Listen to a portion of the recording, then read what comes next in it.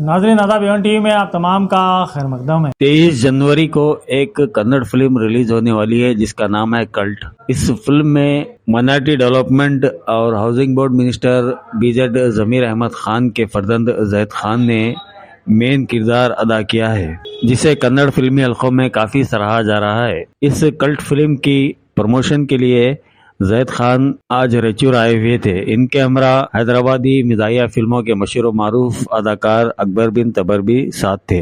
जैद खान ने रेचूर शहर की रंजीता पैलेस होटल में एक प्रेस कॉन्फ्रेंस से खिताब करते हुए कन्नड़ फिल्म कल्ट के बारे में बताया और उन्होंने इसकी रिलीजिंग डेट के अलावा इस फिल्म को बनाने के लिए किस कदर मेहनत लगी और इस फिल्म का अहम मकसद क्या है, ये तमाम बातें मीडिया के सामने रखी।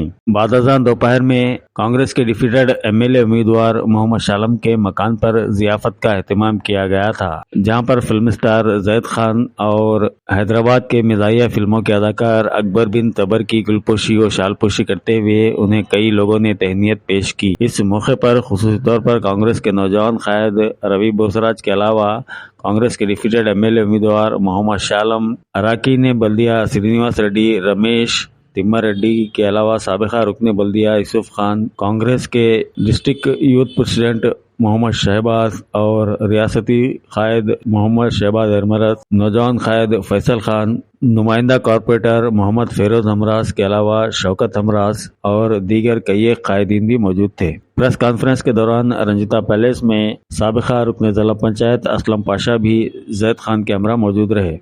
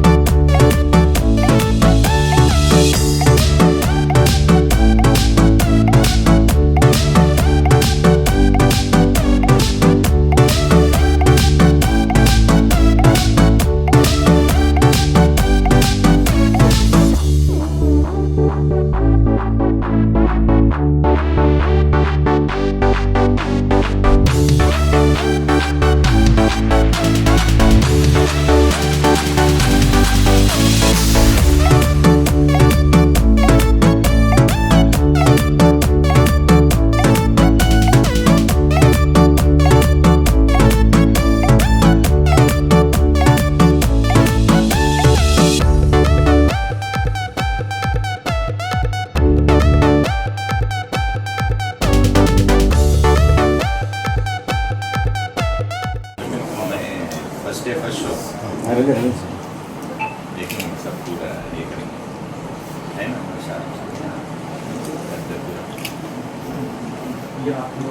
ग्राउंड में करने वाले ये पूरे, हाँ, हमारा खान साहब वो सब पूरे है।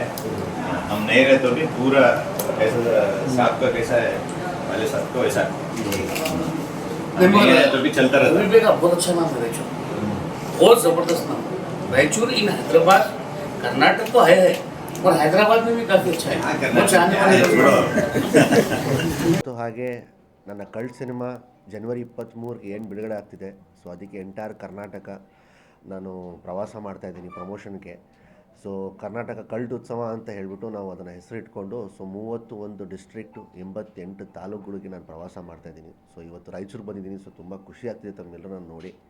ಸಿನಿಮಾ ಬಗ್ಗೆ ಮಾತಾಡಬೇಕು ಅಂದರೆ ಇದು ಒಂದು romantic thrill cinema, complete package ಅಂತ ಹೇಳ್ಬೋದು. ಅದು ಆ್ಯಕ್ಷನ್ ಆಗ್ಬೋದು, ಕ್ವಾಲಿಟಿ ಆಫ್ ದ ಸಿನಿಮಾ ಆಗ್ಬೋದು, ಮೇಕಿಂಗ್ ವೈಸ್ ಆಗ್ಬೋದು, ಕತೆ ಆಗ್ಬೋದು. ಕತೆ ಬಗ್ಗೆ ಹೇಳಬೇಕು ಅಂದರೆ ನಾನು ಜಾಸ್ತಿ ಡೀಪಾಗಿ ಹೇಳೋಕ್ಕೆ ಹೋಗಲ್ಲ, ಏಕೆಂದರೆ ಕತೆ ಬಿಟ್ಕೊಡೋ ಥರ ಆಗುತ್ತೆ. ಇದು ಒಂದು ಕತೆ ಬಂದ್ಬಿಟ್ಟು ತುಂಬ ಇಮೋಷ್ನಲ್ ಕತೆ. ಇವತ್ತಿನ ಜನ್ರೇಷನ್ಸು ಹುಡುಗ ಹುಡುಗಿ ಹೆಂಗೆ ಹ್ಯಾಮರ್ತಿದ್ದಾರೆ ಒಂದು ಪ್ರೀತಿ ಅನ್ನೋ ಒಂದು ಇದರಲ್ಲಿ. ಸೊ ಅದಕ್ಕೆ ಅದ್ರ ಮೇಲೆ ನಾವು ಇದನ್ನು ಕಥೆನ ಮಾಡಿದ್ದೀವಿ. ತುಂಬ ಇಮೋಷ್ನಲ್ ಕತೆ. ಆಮೇಲೆ ನಾವು ಇವತ್ತವರೆಗೂ ಬಿಟ್ಟಿರೋ ಕಂಟೆಂಟ್ ಆಗ್ಬೋದು, ಟ್ರೇಲರ್ ಆಗ್ಬೋದು, ಟೀಸರ್ ಆಗ್ಬೋದು, ಸಾಂಗ್ಸ್ಗಳು ಆಗ್ಬೋದು, ಒಂದಷ್ಟು ವಲ್ಗಾರಿಟಿ ಥರ ಸ್ವಲ್ಪ ಫೀಲ್ ಆಗುತ್ತೆ. ಬಟ್ ನಾವು ಫ್ಯಾಮಿಲಿ ಆಡಿಯನ್ಸ್ನ ತಲೆಯಲ್ಲಿ ಇಟ್ಕೊಂಡು ನಾವು ಈ ಸಿನಿಮಾನ ಮಾಡಿರೋದು. ಜಸ್ಟ್ ದಟ್ ಯೂತ್ಸ್ಗೆ ಏನು ಅಟ್ರ್ಯಾಕ್ಟ್ ಮಾಡಬೇಕು ಆ ಅಂಶಗಳನ್ನ ಇಟ್ಕೊಂಡು ಅದನ್ನು ನಾವು ಮೀರಿಲ್ಲ. ಏನಕ್ಕಂದ್ರೆ ನನಗೆ ಫ್ಯಾಮಿಲಿ ಆಡಿಯನ್ಸ್ ತುಂಬ ಬೇಕು ಸಿನಿಮಾಗೆ. ಸೊ ಹಾಗಾಗಿ ಅದನ್ನೆಲ್ಲ ತಲೆಯಲ್ಲಿ ಇಟ್ಕೊಂಡು ನಾವು ಈ ಸಿನಿಮಾನ ಮಾಡಿದ್ದೀವಿ. ಈ ಸಿನಿಮಾದಲ್ಲಿ ನಮ್ಮ ರಚಿತಾರಾಮ್ ಅವರು, ಡಿಂಪಲ್ ಕ್ವೀನ್ ರಚಿತಾರಾಮ್ ಅವರು ಹೀರೋಯಿನ್ ಆಗಿ ಒಂದು ಪಾತ್ರನ ಮಾಡಿದ್ದಾರೆ. ಹಾಗೆ ಮಲೈಕಾ ವಾಸುಪಾಲ್ ಅವರು ಒಂದು ಸಿನಿಮಾದ ಇವರು ಒಬ್ಬರು ಹೀರೋಯಿನು. ಆಮೇಲೆ ಹಲವಾರು ತುಂಬ ಆರ್ಟಿಸ್ಟ್ಗಳು ಈ ಸಿನಿಮಾದಲ್ಲಿ ಇದ್ದಾರೆ. ಸೊ ತಮ್ಗಳಿಗೆ ಏನಾದರೂ ಮನಸ್ಸಲ್ಲಿ ಏನಾದರೂ ಪ್ರಶ್ನೆ ಇದೆ ದಯವಿಟ್ಟು ನಾವುಗಳು ಕೇಳ್ಬೋದು. ಅದು ಇತ್ತೀಚೆಗೆ ಯೂತ್ಸ್ ತುಂಬ ಯೂಸ್ ಮಾಡ್ತಿದ್ದಾರೆ sir. Cult cinema, cult fans, cult songs. Cult ಅಂದರೆ ಕಲ್ಚರ್ ಅಂತ ಅದು ಅರ್ಥ ಸರ್. ಅದು ಮಾಸ್ ಅಂತಲೂ ಬರುತ್ತೆ. ಕಲ್ಚರಿಂದ ಅದು ಪದ ಹುಟ್ಟಿರೋದು ಸರ್ ಅದು. ಸೊ ಅದಕ್ಕೆ ಆಮೇಲೆ ಕಲ್ಟ್ ಅಂದರೆ ಮಾಸ್ ಆಗಿರೋದ್ರಿಂದ ಈ ಕ್ಯಾರೆಕ್ಟ್ರ್ ಬಂದುಬಿಟ್ಟು ಕಲ್ಟ್ ಸರ್. ಅದು ನೀವು ಸಿನಿಮಾ ನೋಡಿದಾಗ ಕತೆ ಕಲ್ಟ್ ಅಲ್ಲ ಸರ್. ಇವನ್ ಕ್ಯಾರೆಕ್ಟ್ರ್, ನನ್ನ ಪಾತ್ರ ಏನಿದೆಯೋ ಮಾಧವ ಅಂತ ನನ್ನ ಪಾತ್ರದ ಹೆಸರು, ಅವನದು ಕ್ಯಾರೆಕ್ಟ್ರ್ ಬಂದುಬಿಟ್ಟು ಕಲ್ಟು. ಆಮೇಲೆ ಈ ಒಬ್ಬಂದು ಕ್ಯಾರೆಕ್ಟ್ರದ್ದು 3 ಡಿಫ್ರೆಂಟ್ ಶೇಡ್ ಇದೆ ಸರ್. ಅದು ಬಹುಶಃ ಇವತ್ತವರೆಗೂ ಯಾರೂ ಆ ಥರ ಮಾಡಿಲ್ಲ ಅಂದ್ಕೊಳ್ತೀನಿ ನಾನು. ಈಗ ಡಬಲ್ ಆ್ಯಕ್ಟಿಂಗ್ ಮಾಡಿದ್ದಾರೆ, ಇಲ್ಲ 3 ಶೇಡ್ ಬೇರೆ ಬೇರೆ ಥರ ಮಾಡಿದ್ದಾರೆ. ಆಮೇಲೆ ಒಂದು ಜನ್ಮ, ಇನ್ನು ಮತ್ತೊಂದು ಜನ್ಮ, ಅದು ಆ ಥರದ್ದು ಏನೂ ಇಲ್ಲ. ಒಬ್ಬಂದೇ ವ್ಯಕ್ತಿದು 3 ಡಿಫ್ರೆಂಟ್ ಕ್ಯಾರೆಕ್ಟರ್ಸ್ಗಳು. ಅದ್ರಲ್ಲಿ ನಾವೇನು ಮಾಡಿದ್ದೀವಿ, ಸ್ವಲ್ಪ ಜನಕ್ಕೆ ಸ್ವಲ್ಪ ಡಿಫ್ರೆಂಟ್ ಕಾಣಿಸ್ಲಿ ಅಂತ ಹೇಳ್ಬಿಟ್ಟು long hair, medium long hair, short hair look ಅಷ್ಟೇ ಅಲ್ಲ, ಕಾಸ್ಟ್ಯೂಮ್ಸ್ ಆಗಬಹುದು, ನಾನು ಹೇಳೋ ರೀತಿ ಡೈಲಾಗ್ಸ್ ಆಗ್ಬೋದು, ನನ್ನ ವಾಯ್ಸ್ ಆಗ್ಬೋದು, ಪ್ರತಿಯೊಂದು ಡಿಫ್ರೆಂಟ್ ಆಗಿರುತ್ತೆ. ಸೊ ಅದು ಜನಕ್ಕೆ ತುಂಬ ಹೊಸದು ಅನಿಸುತ್ತೆ, ಫ್ರೆಶ್ ಆಗು ಎಲ್ರಿಗೂ ಇಷ್ಟ ಆಗುತ್ತೆ ಅಂತ ನಾವು ಅಂದ್ಕೊಂಡಿದ್ದೀವಿ. ಇಲ್ಲ ಸರ್, ಹಾಲಿ ಕನ್ನಡಗೆ ಸರ್. ನಾವು ಕನ್ನಡಗೆ ಅಷ್ಟೇ ತಲೆ ಇಟ್ಕೊಂಡು ಸಿನಿಮಾ ಮಾಡಿರೋದು ಸರ್. ಇಟ್ಟಿದ್ದೀವಿ ಸರ್. ಈ ಕ್ಯಾರೆಕ್ಟ್ರ್ ನೀವೇನು ನೋಡ್ತಿದ್ದೀರೋ ಅದೊಂದು ಪಾಯಿಂಟಿಗೆ ಅವ್ನ ಲೈಫಲ್ಲಿ ಏನೋ ಒಂದು ಡಿಸ್ಟರ್ಬ್ ಆಗುತ್ತೆ ಅಂತ ಹೇಳ್ಬಿಟ್ಟು ಈ ಕೆಟ್ಟ ಅಭ್ಯಾಸಗಳಲ್ಲಿ ಹೋಗ್ತಾನೆ. ಅದು ಕಾಮನ್ ಆಗಿ ಎಲ್ಲರೂ ಏನು ಮಾಡ್ತಾರೋ ನಾನು ಅದನ್ನೇ. ಅದು ನಮ್ಮ ಡೈರೆಕ್ಟ್ರ್ ಅವರು ಒಂದು ಸ್ವಲ್ಪ ಡ್ರಗ್ಸು, ಗಾಂಜಾ ಎಲ್ಲ ಹಾಕೋಣ ಅಂತ ಹೇಳಿದ್ರು. ನಾನು ಹೇಳಿದೆ ಅದು ಯೂತ್ಸ್ಗೆ ಇನ್ನೂ ನಾವು ಪ್ರೋತ್ಸಾಹ ಕೊಡೋ ಥರ ಆಗುತ್ತೆ ಸರ್, ಬೇಡ.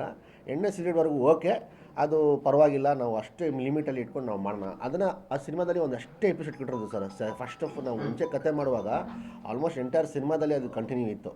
ಎಲ್ಲಿ ನೋಡಿದ್ರು ಕೂಡ ಅವ್ನು ಸಿಗರೇಟ್ ಸೇರ್ತಿರ್ತಾನೆ, ಎಲ್ಲಿ ನೋಡಿದ್ರು ಕೂಡ ಅವ್ನು ಎಣ್ಣೆ ಕುಡಿತಾ ಇರ್ತಾನೆ. ಅದು ಬೇಡ, ನಾವೇ ಯೂತ್ಸ್ಗೆ ನಾವು ಇನ್ನೂ ಹುಮ್ಮಸ್ ಕೊಟ್ಟಂಗೆ ಯಾವುದೇ ಕಾರಣ ಬೇಡ, ಯೂಸ್ ಮಾಡೋಣ, ಎಷ್ಟು ಬೇಕೋ ಅಷ್ಟುವರೆಗೂ ಇಟ್ಟೋಣ ಅಂತ ಹೇಳಿ. ಬಟ್ ನೀವು ಹೇಳಿದಾಗ ಸರ್, ಈಗ ಯೂತ್ಸು ನೀವು ಎಲ್ಲಿ ನೋಡಿದ್ರು ಕೂಡ ಏನಾಗ್ಬಿಟ್ಟಿದೆ ಸರ್, ಮೊದಲು ಡ್ರಗ್ಸ್, ಗಾಂಜಾ ಎಲ್ಲೋ ಒಂದು ಮೂಲಲ್ಲಿ ಸಿಗ್ತಾಯಿತ್ತು, ಈಸಿ ಅವೈಲಬಿಲಿಟಿ ಇರಲಿಲ್ಲ. ಈಗ ಡನ್ಝೋ, ಝೊಮ್ಯಾಟೊ ಥರ ಒಂದು ಕಾಲ್ಗೆ ಡೋರ್ ಹತ್ರ ಬರ್ತಿದೆ. ಅದು ನಮಗಿಂತ ಸರ್ ಸರ್ಕಾರ ಅದ್ರ ಮೇಲೆ ಸ್ವಲ್ಪ ಕ್ರಮ ತೊಗೊಳ್ಬೇಕು ಸರ್, ನನ್ನ ಅನಿಸಿಕೆ. ಅವ್ರುಗಳು ಸ್ವಲ್ಪ ಸ್ಟ್ರಿಕ್ಟ್ ಆದರೆ ಸರ್, ನನ್ನ ಅನಿಸಿಕೆ ಆವಾಗಲೇ ಇದಕ್ಕೆ ಒಂದು ಪರಿಹಾರ, ಒಂದು ಫುಲ್ ಸ್ಟಾಪ್ ಅಂತ ಅಂದ್ಕೊಳ್ತೀನಿ ಸರ್. ಓ ಮಾಧವ ಅನ್ನೋ ಒಂದು ಇದಕ್ಕೆ ಸರ್, ಅವನು ಹೆಂಗೆ ಹೇಳ್ಬೇಕಂದ್ರೆ ಒಂದು ಲೈನಲ್ಲಿ ತುಂಬ ಕಷ್ಟ ಆಗ್ಬಿಡುತ್ತೆ ಸರ್. ನಾನು ಹೆಂಗೆ ಹೇಳಿ ನಿಮ್ಗೆ ಇವಾಗ ಅದೇ ಹೇಳ್ದಾರ ಸರ್, ಇವತ್ತಿನ ಕಾಲಲ್ಲಿ ಯುವಕರು, ಹುಡುಗಿರು ಆಗ್ಬೋದು, ಹುಡುಗರು ಆಗ್ಬೋದು, ಯೂತ್ಸು ಹೆಂಗೆ ಹಾಮಾರ್ತಿದ್ದಾರೆ, ಹೆಂಗೆ ಅವರು ಬ್ಯಾಡ್ ಹ್ಯಾಬಿಟ್ಸ್ ಕಡೆ ತಿರುಗ್ತಿದ್ದಾರೆ. ಇವತ್ತು ತಂದೆ ತಾಯಿ ಏನಾಗ್ಬಿಟ್ಟಿದೆ ಸರ್, ಮಕ್ಳಿಗಂದರೆ ನಾವು ದುಡಿಬೇಕು, ಮಕ್ಳಿಗೆ ಒಳ್ಳೆ ಬಟ್ಟೆ ಹಾಕಬೇಕು, 3 ಹೊತ್ತು ಊಟ ಹಾಕಬೇಕು, ಆ ಆಸೆಗಳನ್ನು ನಡೆಸಬೇಕು, ಅವ್ರಿಗೆ ಸ್ಕೂಲ್ ಕಾಲೇಜ್ ಕಳಿಸ್ಬಿಟ್ಟು ನಮ್ಮ ಜವಾಬ್ದಾರಿ ಮುಗೀತು ಅಂತ ಆ ಭ್ರಮೆದಲ್ಲಿದ್ದಾರೆ. ಏನಕ್ಕಂದ್ರೆ ಅವ್ರಿಗೆ ಅವ್ರವ್ರ ಲೈಫೇ ಇದೆ, ಕಮಿಟ್ಮೆಂಟ್ಸು, ಅವ್ರದ್ದು ಎಂಜಾಯ್ಮೆಂಟು, ಅವ್ರದ್ದು. ಆದರೆ 90s ಹಾಗಿರಲಿಲ್ಲ. ತಂದೆ ತಾಯಿಂದ್ರೆ ಎಷ್ಟೇ ಕಷ್ಟಪಟ್ಟರು ಕೂಡ ಮಕ್ಕಳಿಗೆ ಅಂತ ಹೇಳ್ಬಿಟ್ಟು ಇಷ್ಟೊಂದು ಟೈಮ್ ಕೊಡೋರು. ಅದಕ್ಕೆ ಅದು ಔಟ್ಪುಟ್ ನಾವುಗಳು. ಹೇಗಂದ್ರೆ ನಾವು 90. ಆದರೆ ಈ ಜನ್ರೇಷನ್ ಏನಾಗ್ತಿದೆ, ಇವತ್ತಿನ ಯೂತ್ಸು ಅವ್ರಿಗೆ ಎಂಟರ್ಟೈನ್ಮೆಂಟ್ ಬೇಕು, ವೀಕೆಂಡ್ಸ್ ಬಂದರೆ ಅವ್ರಿಗೆ ಪಾರ್ಟಿಗಳು ಬೇಕು, ಹೀಗೆ ಅವ್ರವ್ರ ಲೈಫ್ಗೆ ಅವ್ರು ಜಾಸ್ತಿ ಗಮನ ಕೊಡ್ತಾ ಇರೋದ್ರಿಂದ ಮಕ್ಕಳು ಖಾಲಿ ಕಾಲೇಜ್ ಹೋದ್ಮೇಲೆ ಅವ್ರು ಏನು ಮಾಡ್ತಿದ್ದಾರೆ, ನಿಜವಾಗ್ಲೂ ಕಾಲೇಜ್ಗೆ ಹೋಗ್ತಿದ್ದಾರಾ ಇಲ್ವೋ, ಅಥವಾ ಇಲ್ಲ ಬೇರೆ ಲೈನ್ಗೆ ಹೋಗ್ತಿದ್ದಾರಾ ಅಂತ ಹೇಳ್ಬಿಟ್ಟು. ಸೊ ಇದನ್ನು ಎಸ್ಪೆಷಲಿ ಪೇರೆಂಟ್ಸ್ಗೆ ಒಂದು ಒಳ್ಳೆ ಮೆಸೇಜ್ ಕೊಡೋ ಥರ ನಾವು ಒಂದು, ಈಗ ನಾನು ಪೈರಸಿ ಮಾಡ್ತಿರೋದು, ಈಗ ಯಾರೋ ಒಬ್ರು ಎಲ್ಲೋ ಒಂದು ಕಡೆ ಕೂತ್ಕೊಂಡು ಮಾಡ್ತಾರೆ. ಈಗ VPN ಅಂತ ಎಲ್ಲರೂ ಗೊತ್ತಾಗಿ ಸರ್ವರ್ ಚೇಂಜ್ ಮಾಡಿಬಿಟ್ಟು ಅದೆಲ್ಲ ಹ್ಯಾಕ್ ಮಾಡ್ತಾರೆ. ಇಂಡಸ್ಟ್ರಿಗೆ ತುಂಬ ಲಾಸ್ ಆಗ್ತಿದೆ ಸರ್. ಏನಕ್ಕಂದ್ರೆ ನಾವು ಇಷ್ಟಪಟ್ಟು ಕಷ್ಟಪಟ್ಟು ಹಗಲು ರಾತ್ರಿ ಮಾಡಿ ಸಿನಿಮಾ ಮಾಡೋದು ನಿಮ್ಗಳಿಗೋಸ್ಕರನೇ. ಅವ್ರುಗಳು ಇಂಥ ಕೆಲಸ ಮಾಡಿದಾಗ ನಮಗೆ ಬಿಸ್ನೆಸ್ ಅಂತ ಹೇಳ್ಬಿಟ್ಟು ಕಮ್ಮಿ ಆಗುತ್ತೆ, ನಮ್ಗೆ ತುಂಬ ಲಾಸ್ ಆಗುತ್ತೆ, ನಮ್ಗಿಂತ ನಿರ್ಮಾಪಕರಿಗೆ ಸರ್. ಅವ್ರು ಯಾಕಂದ್ರೆ ನೀವುಗಳು ಥಿಯೇಟ್ರಿಗೆ ಬಂದು ಸಿನಿಮಾ ನೋಡಿದ್ರೆ ಅವ್ರಿಗೆ ಒಂದು 2 ಕಾಸು ಆಗೋದು. ಅವ್ರ ಪಾಪ ಅಷ್ಟೊಂದು ಕೋಟಿಗಟ್ಟಲೆ ನಮ್ಮ ಭಾಷೆಗೆ ನಮ್ಮೇ ನಂಬ್ಕೊಂಡು ಬಂಡವಾಳ ಹಾಕಿರ್ತಾರೆ. ಸೊ ಅದು ಲಾಸ್ ಆಗುತ್ತೆ. ಇವಾಗ ಅವ್ರಿಗೆ ಮಾಡಬೇಡಿ ಅಂತ ಹೇಳಿದಂತ ಅವರಂತೂ ನಿಲ್ಲಿಸಲ್ಲ. ಮಾಡ್ತಾಯಿರಿ, ಪರವಾಗಿಲ್ಲಪ್ಪ, ಏನು ಬೇಜಾರಿಲ್ಲ, ನೀವು ಹೊಟ್ಟೆಪಾಡ ನೀವು ಮಾಡ್ಕೊತಿದ್ದೀರ, ಆದರೆ ದಯವಿಟ್ಟು ಸಿಕ್ಕಾಕೊಳ್ಳೋಕೆ ಹೋಗಬೇಡಿ ಅಂತ ಹೇಳ್ತೀನಿ. ಯಾಕಂದರೆ ಮಾಡೋದು ಯೂತ್ಸು. ಏನಕ್ಕಂದರೆ ಇದೊಂದು ಸಣ್ಣ ಪ್ರಾಬ್ಲಮ್ ಸಿಕ್ಕಾಕೊಂಡ್ರೆ ಇದಕ್ಕೆ ತುಂಬ ಜೇಲ್ ಆಗ್ಬೋದು, ಇದಕ್ಕೆ ಬೇಲ್ ಗಿಲ್ಲು ಏನೂ ಇಲ್ಲ ಸರ್. ಇದಕ್ಕೆ ತುಂಬ ಕ್ರಮ ಇದೆ ಲಾ ಅಲ್ಲಿ. ಸೊ ಅದಕ್ಕೆ ಸಿಕ್ಕಾಕೊಂಡ್ಬಿಡಿ ಅಂತ ಹೇಳ್ತೀನಿ ಸರ್. ಮಾಡಲಿ ಬಿಡಿ ಸರ್, ನೋ ಅಂತ ಹೇಳಿದಂತ ನಿಲ್ಲಿಸಲ್ಲ ಅವರು. ಮಾಡೋದು ಕೆಲಸ ಮಾಡ್ತಾ ಇರಲಿ. ಮಾಡೋಕ್ಕೆ ಹೋಗ್ಬಿಡಿ ಅಂತ ಹೇಳಿದ್ರೆ ಅವ್ರು ನಿಲ್ಲಿಸಲ್ಲ. ಅದಕ್ಕೆ ಬಿಟ್ಬಿಟ್ರೆ ಒಳ್ಳೆಯದು ಸರ್.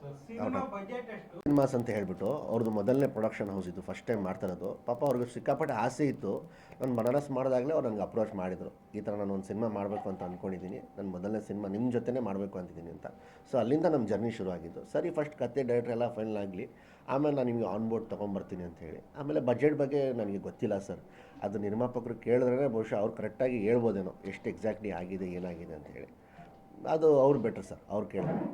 ಕನ್ನಡ ಫಿಲ್ಮ್ ಇಂಡಸ್ಟ್ರಿಯಲ್ಲಿ 100 ಫಿಲ್ಮ್ ತೆಗೆದ್ರೆ 1-2 ಹಿಟ್ ಆಗ್ತಾ ಇದೆ, ಅದನ್ನು ಕನ್ನಡದಲ್ಲಿ ಹಿಟ್ ಆಗ್ತಾ. ಅದು ಯಾರು ಏನಾರು ಅಂದ್ಕೊಳ್ಳಿ, ನಾನು ಓಪನ್ ಆಗಿ ಹೇಳ್ತಿದ್ದೀನಿ, ನಿಮಗೆ ಎಲ್ರಿಗೂ ಆಲ್ಮೋಸ್ಟ್ ಹೊಟ್ಟೆ ತುಂಬಿಟ್ಟಿದೆ ಸರ್. ದುಡ್ಡು ದುಡ್ಡು ದುಡ್ಡು ದುಡ್ಡು. ನೀವು ಕೆಲಸ ಮಾಡಿದ್ರೆ ದುಡ್ಡು ಸಿಗುತ್ತೆ, ನೀವು ಕೆಲಸ ಮಾಡಲ್ಲ ಅಂದರೆ ಸರ್ ಟೆಕ್ನಿಷಿಯನ್ ನಿಮ್ಗೆ ದುಡ್ಡು ಸಿಗುತ್ತೆ. ಅದಕ್ಕೆ ನೀವು ಎಷ್ಟು ನಿಯತ್ತಾಗಿದ್ದೀರಾ ಅವ್ರುಗಳು ಒಂದು ಅರ್ಥ ಮಾಡ್ಕೊಬೇಕು. ನಾವು ಮಾಡ್ತಿರೋದು ಕನ್ನಡ ಸಿನಿಮಾ, ನಾವು ಕನ್ನಡ ಸಿನಿಮಾ ಗೌರವ ಕೊಟ್ಟು ಹಗ್ಗರ ಹತ್ರ ಸ್ವಲ್ಪ ತಲೆ ಕೆಡಿಸ್ಕೊಂಡು ಕೆಲಸ ಮಾಡಿದ್ರೆ ಒಳ್ಳೊಳ್ಳೆ ಸಿನಿಮಾಗಳು ಬರುತ್ತೆ ಸರ್. ಅದಕ್ಕೆ ಜನ ಥಿಯೇಟ್ರಿಗೆ ಬರ್ತಾಯಿಲ್ಲ ಸರ್. ಏನಕ್ಕಂದರೆ ನಾವುಗಳು ಆ ನಂಬಿಕೆನ ಕಳ್ಕೊಂಡಿದ್ದೀವಿ. ಏನಕ್ಕಂದರೆ ಕನ್ನಡ ಸಿನಿಮಾ ಚೆನ್ನಾಗಿ ಮಾಡಲ್ಲಪ್ಪ, ಸುಮ್ಮನೆ ಏನಕ್ಕೆ ಹೋಗಬೇಕು ಥಿಯೇಟ್ರಿಗೆ. ಅದು ಮೊದಲು ನಮ್ಮ ಕರ್ನಾಟಕದಲ್ಲಿ ಥಿಯೇಟರ್ಸ್ ಪ್ರೈಸಸ್ಗಳು ಜಾಸ್ತಿ, ಟಿಕೆಟ್ ಅಷ್ಟೆಲ್ಲ ಖರ್ಚು ಮಾಡ್ಕೊಂಡು ಹೋಗ್ಬಿಟ್ಟು ಒಳ್ಳೆ ಸಿನಿಮಾ ನೋಡಿಲ್ಲ ಅಂದರೆ ಅವ್ರಿಗೂ ಬೇಜಾರಾಗುತ್ತೆ. ಅದಕ್ಕೆ ಕನ್ನಡ ಸಿನಿಮಾಗೆ ಬರ್ತಾಯಿಲ್ಲ ಅವರು. ಜನ ಓನ್ಲಿ ಸ್ಟಾರ್ ಸಿನಿಮಾಗಳಿಗೆ ಫಿಕ್ಸ್ ಆಗಿಬಿಟ್ಟಾರೆ. ಅವ್ರುಗಳು ಸಿನಿಮಾ ಬಂದರೆ ಹಿಂಗಂದ್ರೆ ಅವ್ರ ಬಜೆಟು ಚೆನ್ನಾಗಿರುತ್ತೆ, ಅವ್ರು ಚೆನ್ನಾಗಿ ಮಾಡೋರಿರ್ತಾರೆ, ಒಂದು ಅಭಿಮಾನ ಇರುತ್ತೆ. ಅದಕ್ಕೆ ನಾವು ಅವ್ರದ್ದೇ ಸಿನಿಮಾಗೆ ಹೋಗೋಣ ಅಂತ ಸೀಮಿತ ಆಗಿಬಿಟ್ಟಿದ್ದಾರೆ ಸರ್. ತಗೊಳ್ಬೇಕು ಸರ್. ಈ ನಾನ್ ಕನ್ನಡಿಗರ್ಸ್ ಎಷ್ಟೋ ಜನ ಸಾಫ್ಟ್ವೇರ್ ಬೆಂಗಳೂರು ಕ್ರೌಡ್ಸ್ ಎಸ್ಪೆಷಲಿ ನೀವು ನೋಡಿದ್ರೆ ಎಷ್ಟೋ ಬಜೆಟ್ ಕಡಿಮೆ ಬಜೆಟ್ ಸಕ್ಸಸ್ ಆಗ್ತಾ ಇದೆ. ಖಂಡಿತವಾಗ್ಲೂ ಆಗುತ್ತೆ ಸರ್. ನೀವು ಒಳ್ಳೆ ಸ್ಟೋರಿ ಮಾಡ್ಕೊಳ್ಬೇಕು. ಇವತ್ತಿನ ಜನ್ರೇಷನ್ದು ಪಲ್ಸ್ ನೀವು ಅರ್ಥ ಮಾಡ್ಕೊಳ್ಬೇಕು ಸರ್. ಏಕೆಂದರೆ ಜನ ಮೊದಲು ಇವಾಗ ಸ್ವಲ್ಪ ಓವರ್ ಆ್ಯಕ್ಟಿಂಗ್ ಅದೆಲ್ಲ ಇಷ್ಟಪಡೋರು, ಕಾಮಿಡಿ ಸ್ವಲ್ಪ ಇಷ್ಟಪಡೋರು. ಆದರೆ ಆ ಟ್ರೆಂಡ್ ಇವಾಗ ಹೋಗಿದೆ. ಇವಾಗ ತುಂಬ ರಿಯಲಿಸ್ಟಿಕ್ ಸಿನಿಮಾ, ತುಂಬ ಸಟಲ್ ಆಗಿರೋ ಆ್ಯಕ್ಟಿಂಗ್ನ ತುಂಬ ಇಷ್ಟಪಡ್ತಿದ್ದಾರೆ. ಯಾಕೆ ಬೇರೆ ಭಾಷೆ ಸಿನಿಮಾಗಳು ಹಿಟ್ ಆಗ್ತಿದೆ ಸರ್? ಇದೇ ಕಾರಣಗಳಿಂದ. ಅವ್ರ ಕೆಲಸನ ಅವ್ರು ಸೀರಿಯಸ್ ಆಗಿ ತೊಗೊಂಡಿದ್ದಾರೆ. ನಾವುಗಳು ಇಲ್ಲಿ ಕೆಲಸ ಸೀರಿಯಸ್ನೆಸ್ ಆಗಿ ತೊಗೊಳ್ತಾ ಇಲ್ಲ. ಇದನ್ನು ನಾನು ಅಷ್ಟೇ ಅಂತ ಹೇಳ್ತಾ ಇಲ್ಲ, ಪ್ರತಿಯೊಬ್ಬರು ಹೀರೋಗೆ ಹೇಳ್ತಾರೆ. ನಾನು ಹೊಸೊಬ್ರಿಗೆ ಹೇಳ್ತಿರೋದು ಸರ್. ಅವ್ರಿಗಾಗ್ಬೋದು, ಡೈರೆಕ್ಟರ್ಸ್ಗಳಿಗಾಗ್ಬೋದು, ಪ್ರೊಡ್ಯೂಸರ್ಸ್ಗಾಗ್ಬೋದು. ಯಾರೊಬ್ಬ ಕಾರ್ಪೊರೇಟರ್ ಬರ್ತಾನೆ ನಾನು ಪ್ರೊಡ್ಯೂಸರ್ ಆಗಬೇಕು ಅಂತಾನೆ, ಯಾರೊಬ್ಬ ಇವ್ನು ಬರ್ತಾನೆ ನಾನು ಪ್ರೊಡ್ಯೂಸರ್ ಆಗಬೇಕು ಅಂತಾನೆ. ಏನು ಆಟನ ಸರ್? ದುಡ್ಡು ಹಾಕ್ಬಿಟ್ರೆ ಸಿನಿಮಾ ಅಷ್ಟೇ ಆಗ್ಬಿಡುತ್ತಾ? ಸಿನಿಮಾ ಆಗತ್ತೆ ಅಷ್ಟೇ, ಬಟ್ ಎಲ್ಲಿ ತಲುಪಿಸ್ಬೇಕು ತಲುಪಿಸಲ್ಲ. ಡೈರೆಕ್ಟರ್ ಅಷ್ಟೇ, ಇವತ್ತು ಕೊರಿಯೋಗ್ರಾಫರು ಡೈರೆಕ್ಟರ್ ಆಗಬೇಕು ಅಂತಾರೆ, ಮ್ಯೂಸಿಕ್ ಡೈರೆಕ್ಟರು ಡೈರೆಕ್ಟರ್ ಆಗ್ತಾರೆ ಅಂತಂತಾರೆ. ಸೊ ಹಿಂಗೆ ಸರ್, ಅವ್ರವ್ರ ಕೆಲಸನ ಅವ್ರ ಟ್ಯಾಲೆಂಟ್ನ ಅವ್ರು ಬಿಟ್ಟು ಇನ್ನೊಂದು ಮಾಡ್ತೀನಿ ಅಂತಾರೆ. ಆಸೆ ಎಲ್ರಿಗೂ ಇರುತ್ತೆ ಸರ್. ಈಗ ನನಗೂ ಆಸೆ, ನಾನು ಸೂಪರ್ ಸ್ಟಾರ್ ಆಗಬೇಕು ಅಂತ ದಿಢೀರ್ ಅಂತ ಆಗ್ಬಿಡ್ತೀನಿ. ಒಂದು ಟೈಮ್ ತೊಗೊಳ್ತೀನಿ, ಇಷ್ಟು ಸಿನಿಮಾ ಅಂತ ಆಗುತ್ತೆ. ಸೊ ದೇವರು ತಥಾಸ್ತು, ನನಗೂ ಒಂದು ಆಶೀರ್ವಾದ ತಟ್ಟಬೇಕು. ಸೊ ಅಲ್ಲಿವರೆಗೆ ನಾನು ವೇಟ್ ಮಾಡಬೇಕು. ನಾನು ರಾತ್ರಿನೇ ಆಗಿಬಿಡ್ಬೇಕು, ನಾನು ರಾತ್ರಿನೇ ಆಗಿಬಿಡ್ಬೇಕು ಅಂದ್ರೆ ಅದು ಆಗಲ್ಲ ಸರ್. ಹಂಗೆ ವಲ್ಗರಿಟಿ ಇಲ್ಲ ಸರ್. ಇಲ್ಲ ಇಲ್ಲ ಇಲ್ಲ ಇಲ್ಲ ಇಲ್ಲ ಇಲ್ಲ ವಲ್ಗರಿಟಿ ಇಲ್ಲ ಸರ್. ಅದನ್ನು ನೋಡೋಕ್ಕೆ ಜನಕ್ಕೆ ಹಾಗೆ ಅನಿಸ್ಬಹುದು. ಏನಕ್ಕಂದ್ರೆ ನಮ್ಮದು ಫಸ್ಟು ಪೋಸ್ಟರ್ ಕಾಲಿಂದ ಸಿಗರೇಟ್ ಸೇರ್ತಿರೋದು ನನ್ನ ಫಸ್ಟ್ ಪೋಸ್ಟರ್ ನಾನು ಬಿಟ್ಟಿದ್ದು. ಕಲ್ಟ್ ಅಂತ ಟೈಟಲ್ ನಾವೇನು ನನ್ನ ಫಸ್ಟ್ ಲುಕ್ ನಾವೇನು ಬಿಟ್ವಿ. ಅದಾದಮೇಲೆ ಈಗ ಪ್ಯಾಥೋ ಸಾಂಗ್ನ ಬಿಟ್ಟಿದ್ದೀವಿ. ಅವನು ಆಲ್ಮೋಸ್ಟ್ ಪ್ಯಾಥೋ ಸಾಂಗ್ನಲ್ಲಿ ಎಲ್ಲ ಕಡೆ ಕುಡಿತಾನೆ ಅವನೇ. ಆ ಥರ ಹಿಂಗಿರೋದ್ರಿಂದ ಮೋಸ್ಟ್ಲಿ ಸೀನಿಯರ್ಸು ದೊಡ್ಡವರವರೆಲ್ಲ ಅವರೆಲ್ಲ ಸ್ವಲ್ಪ ಮುಜುಗರ ಪಡ್ತಾರೆ, ಮಕ್ಕಳಿಗೆಲ್ಲ ಹೇಗೆ ಕರ್ಕೊಂಡು ಹೋಗೋದು ಹಾಗೆ ಹೀಗೆ ಅಂತ ಹೇಳಿ. ಈಗ ನೆನ್ನೆ ನನಗೆ ಇದು ಬಂತು, ಸರ್ಟಿಫಿಕೇಟ್ ಬಂತು, US ಸರ್ಟಿಫಿಕೇಟ್ ಬಂತು ನನ್ನ ಸಿನಿಮಾಗೆ, ಸೆನ್ಸರ್. ಅಂದರೆ ನಾವು ಏನು ತಲುಪಿಸ್ಬೇಕಂತ ಹೊರಟಿದ್ದೀವೋ ತಲುಪಿಸಿದ್ರೆ ಸಾಕಲ್ಲ ಸರ್. ಅದನ್ನು ತಲೆಯಲ್ಲಿ ಇಟ್ಕೊಂಡು ನಾನು ಈ ಸಿನಿಮಾ ಮಾಡಿರೋದು. ಆಮೇಲೆ ನನ್ನ ಸಿನಿಮಾಲಂತೂ ಯಾವುದೇ ಕಾರಣಕ್ಕೂ ಯಾರೂ ಕೂಡ ಮುಜುಗರ ಪಡಬಾರ್ದು. ಯಾಕಂದರೆ ನನಗೂ ತಂದೆ ತಾಯಿ ಇದ್ದಾರೆ. ನಾನು ನನಗೆ ನನ್ನ ಮನೆ ಸಾಯಂಕಾಲ ಮನೆಗೆ ಹೋಗ್ಬಿಟ್ಟು ಅವ್ರಿಗೆ ಮುಖ ತೋರಿಸ್ಬೇಕು. ಸೊ ಅದಕ್ಕೆ ನಾನು ಆ ಥರ ಸಿನಿಮಾ ನಾನಂತೂ ಮಾಡೋದು ಏನೂ ನಡೀತಾ ಇಲ್ಲ ಸರ್. ಅದು ಯಾವುದೋ ಒಂದು ಮಾತಿಗೆ ಅದೇನೋ ಒಂದು ಆಯಿತು, ಬೆಂಕಿ ಬಿತ್ತು. ಮೋಸ್ಟ್ಲಿ ಈಗ ಎಲ್ಲ ಸರಿಯಾಗಿದೆ ಅಂದ್ಕೊಳ್ತೀನಿ. ಆಮೇಲೆ ಎಷ್ಟೇ ಇದ್ರೂ ನಾವು ಒಂದು ಫ್ಯಾಮಿಲಿ ಸರ್. ಏನೇ ಒಂದು ಕೋಪ ಇದ್ದರೂ ಮುಖದ ಮೇಲೆ ಟಕ್ಕಂತ ಒಂದು ಟ್ರಿಗರ್ ಆದ ತಕ್ಷಣ ಹೇಳ್ಬಿಡ್ಬೋದು ಅಷ್ಟೇ ಹೊರತು ಮನಸ್ಸಲ್ಲಿ ಯಾವ ಥರ ಏನೇನೂ ಇರಲ್ಲ.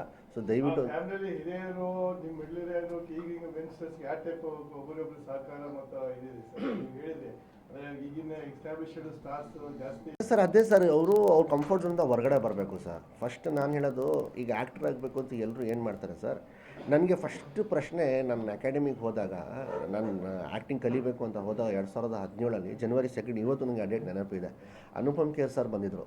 ಹೆಚ್ಚು ಕಡೆ ನಮ್ಮ ಕ್ಲಾಸಲ್ಲಿ ಒಂದು 700 ಮಕ್ಕಳು ನಾವು. ಫಸ್ಟ್ ಎಲ್ಲರೂ ಎಬ್ಬರಿಸ್ತಾಯಿದ್ರು. ನಾನು ಲಾಸ್ಟ್ ಜೆಡ್ಡಲ್ಲ ನನ್ನ ಸರ್, ಲಾಸ್ಟಲ್ಲಿ ಕೂರಿಸಿದ್ರು ನನ್ನ. ಸರ್ ಶೂರ್ ಒಂದು ನಿಮಿಷ, ನಾನು ಲಾಸ್ಟಲ್ಲಿ ಹಿಂದೆ ಕೂತಿದ್ದೆ. ಸೊ ಎಲ್ಲರೂ ಕೇಳ್ತಿದ್ರು, ನೀನು ಆ್ಯಕ್ಟರ್ ಆಗಿ ಬಂದಿದೆಯಾ, ಸ್ಟಾರ್ ಆಗೋಕ್ಕೆ ಬಂದಿಯಾ, ನೀನು ಆ್ಯಕ್ಟರ್ ಆಗಿ ಬಂದಿದೆಯಾ, ಸ್ಟಾರ್ ಆಗೋಕ್ಕೆ ಬಂದಿದೆಯಾ ಅಂತ ಹೇಳಿ. ನನಗೆ ಎಲ್ಲರೂ ಪಾಪ ಆ್ಯಕ್ಟರ್ ಅಂತ ಹೇಳ್ಕೊಂಡು ಬಂದರು. ನಾನು ಎದ್ದ ತಕ್ಷಣ ನಾನು ಸ್ಟಾರ್ ಆಗಿ ಬಂದಿದ್ದೀನಿ ಸರ್, ನಾನು ಆ್ಯಕ್ಟರ್ ಗಿಟ್ರ್ ಆಗಬೇಕಂದ್ರೆ ನಾನು ಇಲ್ಲಿ ಬರಲಿಲ್ಲ, ಬಟ್ ಗೊತ್ತು ಆ್ಯಕ್ಟ್ರ್ ಆದರೆ ನಾವು ಸ್ಟಾರ್ ಆಗೋದು ಅಂತ ಹೇಳಿ. ಸೊ ಅವ್ರದ್ದು ಫಸ್ಟ್ ಅದಾದ್ಮೇಲೆ ಸ್ಟೇಟ್ಮೆಂಟ್ ಏನಿತ್ತು ಗೊತ್ತಾ ಸರ್, ಆ್ಯಕ್ಟ್ರ್ ಆಗ್ಬೇಕಂದ್ರೆ ಫಸ್ಟ್ ಸ್ಟಾಪ್ ಆ್ಯಕ್ಟಿಂಗ್ ಮಾಡೋದನ್ನ ನಿಲ್ಲಿಸು. ಸೊ ಅದನ್ನು ಅವ್ರಿಗೂ ನಾನು ಹೇಳೋದು ಸರ್, ಕೆಲಸ ಅವ್ರು ಏನು ಅಚ್ಚುಕಟ್ಟಿಗೆ ಏನು ಮಾಡ್ತಿದ್ದಾರೋ ಫಸ್ಟು ಅವ್ರ ಕಂಫರ್ಟ್ ಝೋನಿಂದ ಹೊರಗಡೆ ಬಂದು ಇವತ್ತಿನ ಜನ್ರೇಷನ್ಗೆ ಯಾವ ಥರ ಸಿನಿಮಾ ಬೇಕು, ನಾವು ಯಾವ ಥರ ಕ್ವಾಲಿಟಿಗೆ ಸಿನಿಮಾ ಮಾಡಬೇಕು, ಪಾಪ ಅವರು ಕಷ್ಟ ನೋವುಗಳು ಇರುತ್ತೆ ಸರ್. ಹಾಂ, ಈಗ ಬೇರೆ ಬೇರೆ ಲ್ಯಾಂಗ್ವೇಜ್ ತಮಿಳು ಮಲಯಾಳಂ ಯಾಕೆ ಎಕ್ಸ್ಪೀರಿಯನ್ಸ್ ಆಗುತ್ತೆ ಹೊಸ ಹೊಸ. ಇಲ್ಲಿ ಏನೂ ಮಾಡಲ್ಲ ಸರ್, ಇಲ್ಲಿ ಏನೂ ಮಾಡಲ್ಲ, ಇಲ್ಲಿ ಏನೇನೂ ಮಾಡಲ್ಲ. ಎಲ್ಲ ಕಂಫರ್ಟ್ ಝೋನಲ್ಲೇ ಆಟ ಆಡೋಣ, ಎಲ್ಲ ನಮ್ಮ ಚೌಕಟ್ಟಲ್ಲೇ ನಾವು ನೋಡ್ಕೊಳ್ಳೋಣ. ಒಂದಿಷ್ಟು ಬಜೆಟಲ್ಲಿ ಮಾಡ್ಬಿಡೋಣ ಗುರು. ಈಗ ನೀವೊಂದು ನಿರ್ಮಾಪಕರು, ನೀವೊಂದು 50 ಲಕ್ಷ ಹಾಕ್ತಾರ, ಇವರೊಬ್ಬ 30 ಲಕ್ಷ ಹಾಕ್ತಾನೆ. ಸುಮ್ಮನೆ ಹೇಳ್ಬಿಟ್ಟು ಆಯಿತು ಸರ್ ಇನ್ನೇನು ಇನ್ನೂ 20 ಲಕ್ಷ ಉಳಿಸ್ಕೊಡ್ತೀನಿ ಸರ್, ನಿಮಗೆ ತಲೆನೇ ಕೆಟ್ಕೊಂಡು ಹೋಗ್ಬಿಟ್ಟು ನಂಗೆ ಸಿನಿಮಾ ಮಾಡಿ ಅಂತ ಹೇಳ್ಬಿಟ್ಟು ಕರ್ಸ್ಕೊಳ್ಳೋದು ಒಳಗಡೆ. ಕರ್ಸ್ಕೊಂಡ್ಬಿಟ್ಟು ಅದು ಹೋಗ್ತಾ ನೀವು 50 ಲಕ್ಷ ಹೋಗಿ 5 ಕೋಟಿ ನೀವು ಹಾಕಿರ್ತೀರಾ, ಇವ್ರು 30 ಲಕ್ಷ ಅಂತೇಳಿ 3 ಕೋಟಿ ಇವ್ರು ಹಾಕಿರ್ತೀರ. ಈ ಥರ ಆಗ್ತಿದೆ ಸರ್ ನಿಮ್ಮ ಇಂಡಸ್ಟ್ರಿ. ನಾನು ಎಲ್ಲರೂ ಹೇಳ್ತಿಲ್ಲ, ಆಲ್ಮೋಸ್ಟ್ ಎಲ್ಲರೂ ಕೂಡ ಅದನ್ನು ಮಾಡೋದನ್ನ ನಿಲ್ಲಿಸಿ. ಏಕೆಂದರೆ ನಿರ್ಮಾಪಕರು ಪಾಪ ಹಗಲು ರಾತ್ರಿ ಕಷ್ಟಪಟ್ಟು ಅವ್ರು ಕಲ್ತನ ಮಾಡಿಬಿಟ್ಟು ಅಯ್ಯಪ್ಪ ದುಡ್ಡು ತೊಗೊಂಬಂದನೋ ಸತ್ಮೇಲೆ ಅದೇರೋ ಲೆಕ್ಕ ಕೊಡ್ಕೊತಾನೆ ಯಾರೋ ನಿರ್ಮಾಪಕರು ಅವ್ನು ಮಾಡಿರೋದು ಪಾಪಗಳಿಗೆ. ಆದರೆ ಅವ್ರುಗಳು ನನ್ನ ಮೇಲೆ ಆಗ್ತಿರೋದು ಬಂಡವಾಳ, ದುಡ್ಡು, ಕಲ್ಗಳಲ್ಲ ಸರ್, ಕಾಸು ಹಾಕ್ತಿರೋದು ಅವ್ರಿಗೂ. ಅದನ್ನು ನಾವು ತಿದ್ವಿರುದ್ಧವಾಗಿ ಜವಾಬ್ದಾರಿ ತಗೊಂಡು ಅದನ್ನು ನಾವು ಅವ್ರಿಗೆ ಒಂದು ಒಳ್ಳೆ ಸಿನಿಮಾ ಮಾಡಿಕೊಟ್ರೆ ಅವ್ರ ಫ್ಯಾಮಿಲಿಗೆ ಒಳ್ಳೇದಾಗ ನಮಗೂ ಒಳ್ಳೇದಾಗತ್ತೆ. ಹೆಚ್ಚು ಕಡಿಮೆ ಸರ್, ಈಗ ನೋಡಿ ಸರ್, ಎಲ್ಲರಿಗೂ ಪೇಮೆಂಟ್ ಇರುತ್ತೆ ಸರ್ ಸಿನಿಮಾದಲ್ಲಿ, ಆದರೆ ಪ್ರೊಡ್ಯೂಸರ್ಗೆ ಪೇಮೆಂಟ್ ಇರಲ್ಲ ಸರ್. ಪ್ರತಿಯೊಬ್ಬರಿಗೂ ಒಂದು ಪೇಮೆಂಟ್ ಅಂತ ಒಂದು ಫಿಕ್ಸ್ ಆಗಿರುತ್ತೆ, ಪ್ರೊಡ್ಯೂಸರ್ಗಿರಲ್ಲ. ಆಯಿತಾ, ಸಿನಿಮಾ ಫ್ಲಾಪ್ ಆಗಿತ್ತು, ನಾವು ನೆಕ್ಸ್ಟ್ ಪಿಕ್ಚರ್ಗೆ ಹೋಗ್ತೀವಿ, ಇಲ್ಲ ಆ ಕಡೆ ಹೋಗ್ತೀವಿ, ಈ ಕಡೆ ಹೋಗ್ತೀವಿ. ಆ ಪ್ರೊಡ್ಯೂಸರ್ ಫ್ಯಾಮಿಲಿ ಹೆಚ್ಚು ಕಡಿಮೆ ಬೀದಿಗೆ ಬಂದರೆ ಸರ್, ಆ ಶಾಪ ಯಾರಿಗೆ ತಟ್ಟುತ್ತೆ ಸರ್? ನನಗೇನೆ ಅಲ್ವಾ ಸರ್? ಅದು ಏನಕ್ಕೆ ಹಂಗೆ ಮಾಡ್ಕೊಳ್ತಾರೆ? ಇವತ್ತಿನ ಜನ್ರೇಷನ್ ಅವ್ರ ಬಗ್ಗೆ ಹೇಳ್ತಾರೆ. ಹಂಗೆ ಮಾಡೋಕ್ಕೆ ಹೋಗ್ಬೇಡಿ. ಒಂದು ಟೀಮ್ ಸೇರ್ಕೊಂಡು ಒಂದು ಒಳ್ಳೊಳ್ಳೆ ಸಿನಿಮಾಗಳು ಮಾಡಿ. ಇದೆಲ್ಲ ಪಕ್ಕಕ್ಕಿಡಿ ಸರ್. ಫಸ್ಟ್ ನಾವು ಮಾಡ್ತದ್ದು ಕನ್ನಡ ಸಿನಿಮಾ. ಅದನ್ನು ಒಂದು ಜವಾಬ್ದಾರಿನೂ ಅಂತ ಅವ್ರು ತೊಗೊಳ್ಬೇಕು, ಸೀರಿಯಸ್ನೆಸ್ ತೊಗೊಳ್ಬೇಕು ಸರ್ ಕೆಲಸಕ್ಕೆ. ಇಲ್ಲಾಂದರೆ ತುಂಬ ಕಷ್ಟ ಇದೆ ಇಂಡಸ್ಟ್ರಿ. ಈಗ ಹೋಗ್ತಿರೋ ರೀತಿ ನೋಡಿದ್ರೆ ತುಂಬ ಕಷ್ಟ ಇದೆ ಸರ್ ಫ್ಯೂಚರ್.